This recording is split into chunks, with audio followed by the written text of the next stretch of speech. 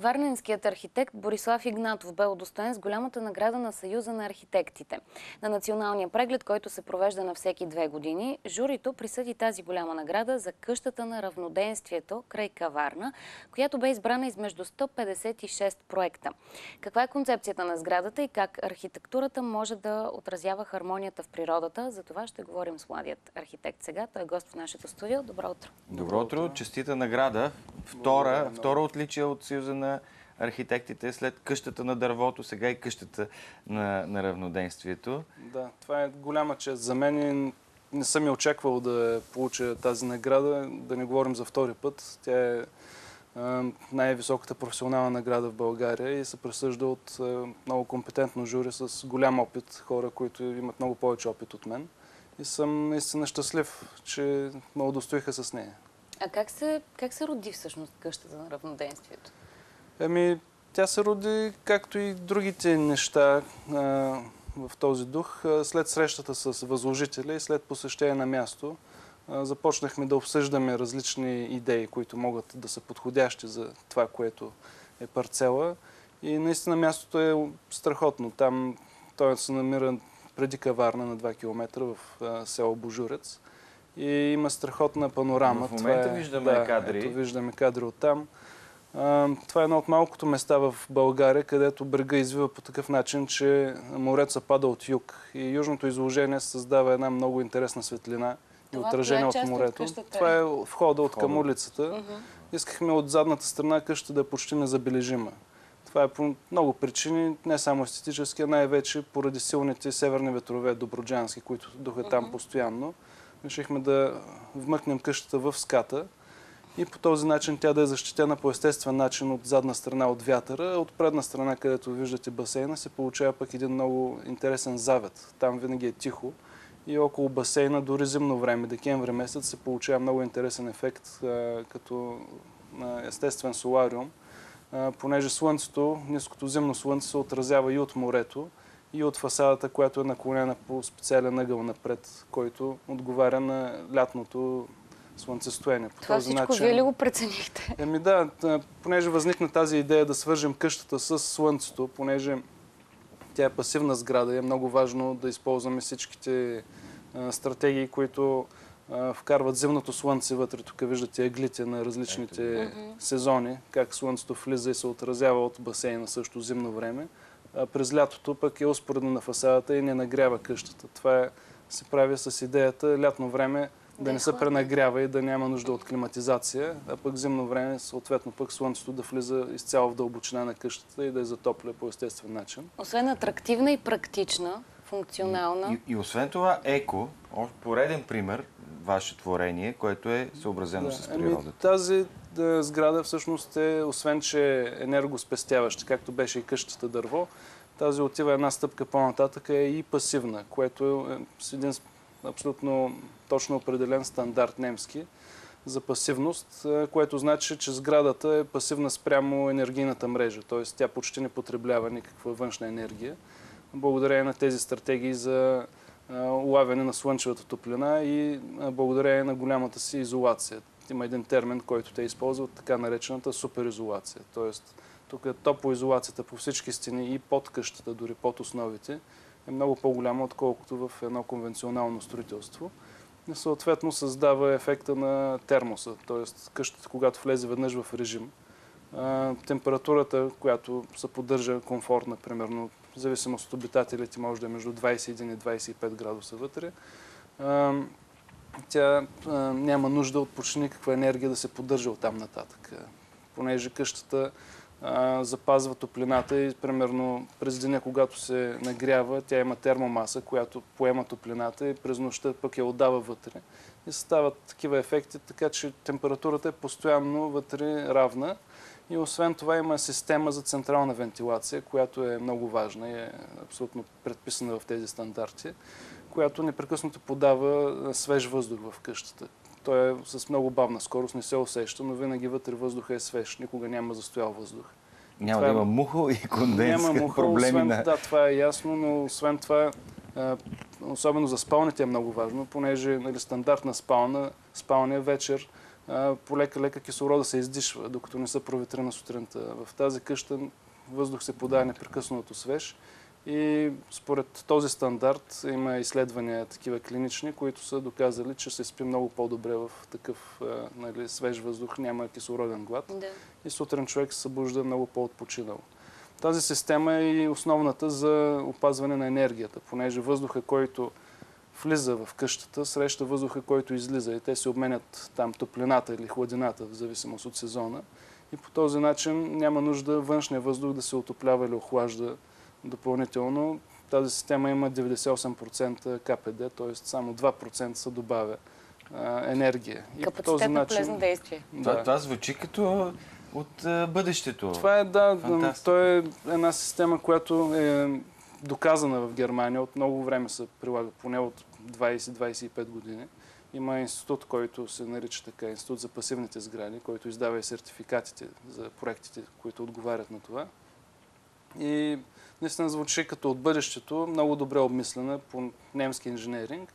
Но се оказва, че от миналото. И се оказва, че всъщност от настоящето да го наречем. Добре. Аз се надявам скоро да има еврофондове за изграждане на подобни сгради. Има инициативи, има такива инициативи, програми Европа 2020, така наречената за 2020 година, когато трябва да се намали почти наполовина потреблението на енергия в сградния фонд.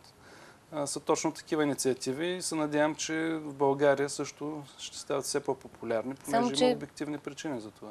Само, че е скъпо струващо строителство, предполагам. Може ли един средностатистически българин да си позволи? Да, може. Всъщност това е най-интересното, че като инвестиция строителството не надхвърля повече от 20% по-голяма инвестиция, отколкото едно качествено конвенционално строителство. Така че инвестицията не е толкова по-голяма в материали, по-скоро е голяма в проектирането, понеже изисква доста време да се обмислят всички неща, всички детайли да се обсъдят, да се направят. И след това по време на строителството изисква сериозен контрол. Всичко това трябва да бъде изпълнено перфектно, за да върши работа. Не бива да има компромис. Как обхващате всички тези детайли с един проект? И има ли нещо, за което сега казвате, не трябваше така да бъде по друг начин? Има една турска поговорка, да има макъла на българите, който им идва след това. Ние точно това стремим в нашата работа. Аз не работя сам, имам много добър екип от колеги, които са по всички специалности, особено климатизация, вентилация, отопление, електричество, водопровод и канализация, които също са много важни за такъв обект. Имаме пречиствателна станция на място за самата къща. Ние точно това се опитваме в процеса на работа, да отделим време и да проиграем всякакви възможни сценарии, къде може да пропуснем нещо. И никога не работим върху първия вариант, който ни е дошъл на Прима Виста. Винаги обсъждаме по няколко, по 5-6 варианта, различни комбинации, за да може да изберем и да проиграем това, което би било най-подходящо. И в този дух на цялата система за тая къща мога да кажа, че тя е изпълнена, измислена и изпълнена точно както би трябвало да и работи. Така че затова сме абсолютно щастливи и доволни, че в крайния случай, когато дойде фирмата, която е независима и провежда теста за пасивност, къщата показа резултати всъщност 2, в някои случаи близо до 3 пъти по-добри от нормите, което беше за нас наистина голяма изненада и голямо признание. Добре както и за нас и за строителите. Колко време? Служителя, който също има много голяма роля в контрола и коректността към всички участници в процеса, така че се получи такъв резултат наистина качествен, работещ. Винаги има неща, които човек си казва, можеш и тук да е малко по-добре, нещо друго, но в тази къща, специално в пасивността й, няма никакви компромиси. Иначе в някои неща, примерно зидари и такива, които са по-вече декоративни, съм си казвал, че да, тук можеш и малко по друг начин да бъде, но мисля, че като цяло е добре, като резултат.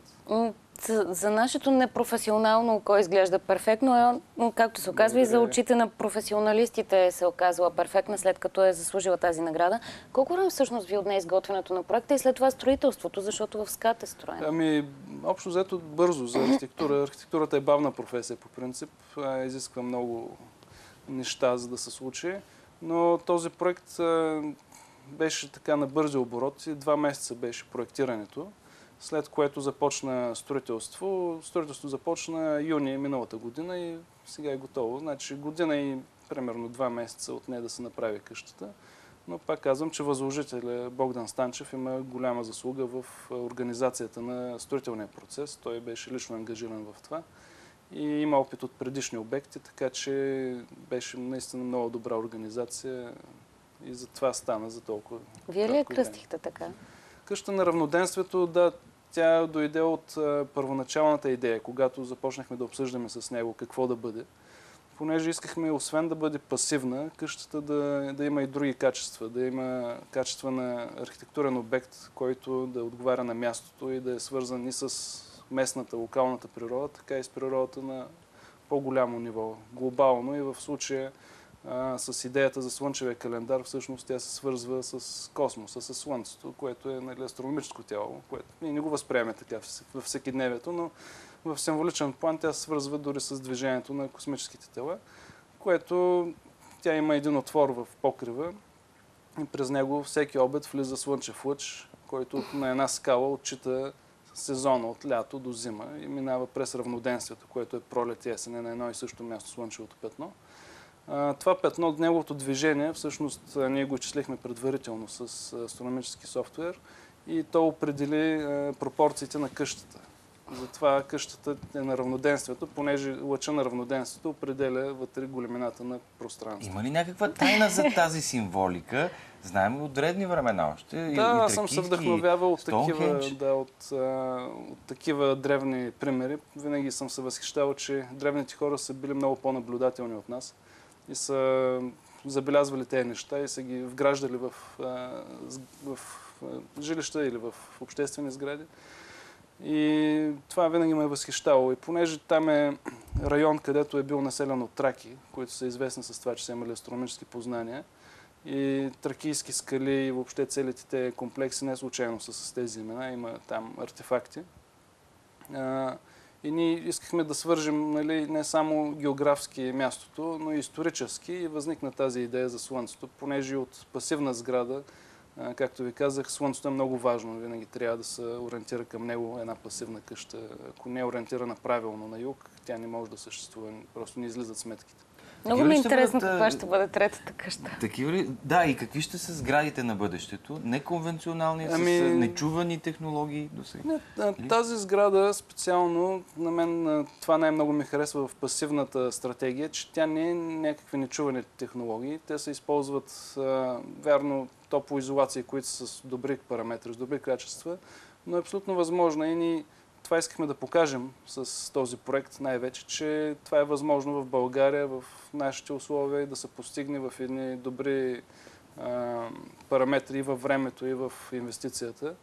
И проектът всъщност той е инвестиционен. Това не е къща, която възложителят ще живее в нея, тя ще бъде обявена на пазара за продажба. И по този начин той, пък и аз искаме да докажем, че такъв тип инвестиции са рентабилни и успешни. И това ще бъде наистина завършика на проекта. Ако тази къща се продаде на цената, която той е обявил, тогава ще докажем, че по този начин с добро качествено изпълнение може да се направи бизнес, за разлика от предишни практики, когато винаги се е търсило най-ефтиното, с максимално компромис и строителство, за да се постигне супер ниска цена.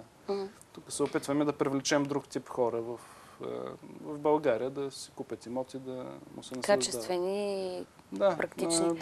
Тя определено е къща за образовани хора, за хора, които разбират тези стратегии и могат да живеят по този начин. И им доставя удоволствие да знаят, че не замърсяват природата чрез обитаването си. Къща е автоматизирана, тя може да се управлява от цял свят по интернет. Има интернет портал, който командва вътре климатичната система, осветление, такива неща. Може да се командва от но и от мобилен телефон, и от компютър. Абсолютно нови технологии и в домакинството. Като чудо, поне преди няколко години са звучали. И сега пак звучи така. Нужно ли е за един архитект, за да може да постига такива резултати, които са на световно ниво, без излишна скромност да си го кажем, да отиде в чужбина, да натрупа там опит? За всеки творец, Вие сте пример за всеки творец, аз съм убеден, че творец трябва да пътува и да вижда максимално много неща. Особено когато работи в визуална професия, било то архитектура или художествен изкуствен, нали, театър. Просто според мен човек трябва да вижда много неща и те му се натрупват като един фон. И след това на тази база идва и вдъхновение. Просто идеи, които може да не са от архитектурата. Аз съм вдъхновен предимно от художествените изкуства, до някъде от музика, от такива неща, които са извън архитектурата. И винаги съм твърдял, че това би трябвало да е правилният начин. Иначе, ако гледаме архитектурни примери, малко или много се влияем и става някакво, дори неволно повторение на предишни идеи, пък според мен интересното е да създават нови неща. Ние ви пожелаваме още много вдъхновение и много нови интересни неща. С нетърпение аз поне очаквам следващата къща, да видим след къщата на дърво и къщата на равноденствието. Свърши ни времето, иначе много интересен разговор с един успешен млад българин, който работи на световно ниво, варненски архитект Борислав Игнатов. Ще ви срещаме и следващи пъти с него, след нови къщи, нови проекти. С удоволствие.